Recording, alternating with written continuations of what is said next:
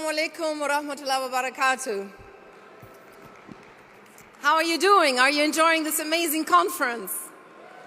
Yes, that's great. It's wonderful to see such a great big turnout. It reminds me of my MTV days, especially the music before. Just a small correction. Of course, my book is called From MTV to Mecca, not from Mecca to MTV. Otherwise, I wouldn't be standing here now. But never mind. I can tell you one thing. Let's start in the name of God, the most compassionate, the most merciful. Bismillahir Rahmanir Rahim. If someone had told me at the height of my MTV career in '92 that one day I would be a practicing Muslim and standing in front of all of you to tell my tale, I would have said to them they must be absolutely mad, because I was living a life very far from religion, let alone Islam.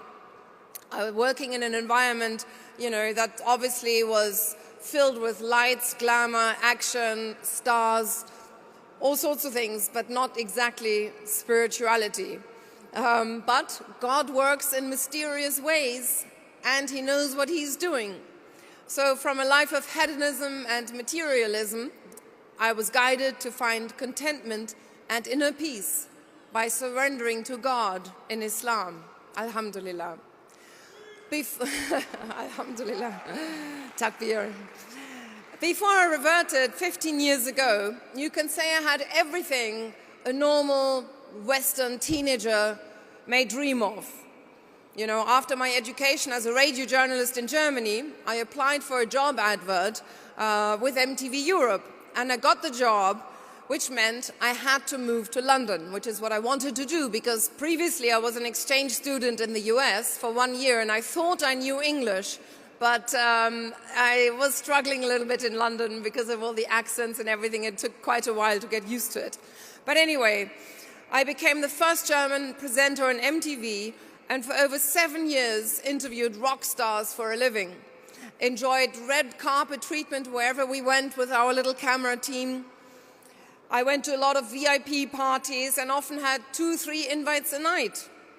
I interviewed the Rolling Stones, went on the road with Prince, met Robbie Williams, and hung out with Elizabeth Hurley, all famous people during my heydays. I don't know if any one of you still knows these people, but you were very, very famous, a bit like Lady Gaga and so on nowadays.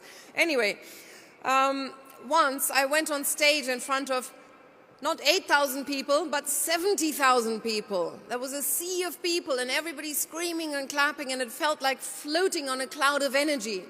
But then when I went back to my hotel room, with the noise still ringing in my ears, I felt lonely.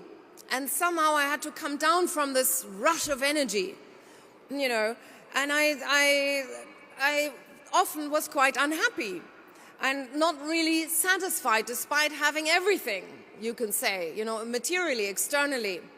But something was missing, and I did not know what it was. I thought perhaps it was a partner, a soulmate. But in retrospect, no human being could have filled that inner void. Only the divine, and that was not part of my life at the time. Eventually, I experienced a deep crisis. I was rushing from one show to the next, always having to perform, always having to be perfect, and I didn't know why I was doing what I was doing. And on my way to Belgium to host yet another show, I was so low, I thought to myself, if the plane was to crash, I couldn't care less. And it was at this time of dissatisfaction that I was introduced to Islam, not by a long-bearded imam who perhaps rammed religious rulings down my throat, no, by a handsome sports star, Imran Khan. And I don't know if you know Imran Khan here in America. He was the captain of a cricket team in Pakistan, and he is now running for prime minister also in Pakistan. Anyway, so he talked about philosophy, and I always liked philosophy, and he talked about Islamic philosophy. And in fact, just when I met him, he had just won the World Cup for Pakistan, which had completely passed me by because being German, I wasn't raised with cricket, so I had no idea who he was. Anyway, he challenged me about the ethical and moral, my ethical and moral values, you can say. He asked me, for example, what was the purpose of life? What is the purpose of our life? This is one question each and every one of us needs to ask themselves. Why are you here on this earth? What is your contribution going to be? You know, what is it all about? And I simply didn't have an answer. I hadn't thought about it at the time.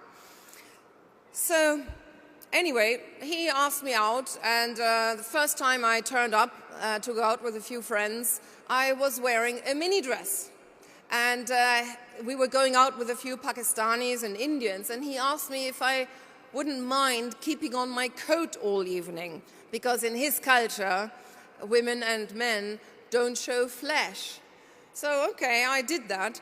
And, you know, it was a little bit odd, but then when I started thinking about it, it actually made sense. Why should a woman, you know, with her skin, showing her skin, get places in life? Even in business nowadays, I'm always surprised why women often show cleavage and wear mini dresses, whereas men always wear suits.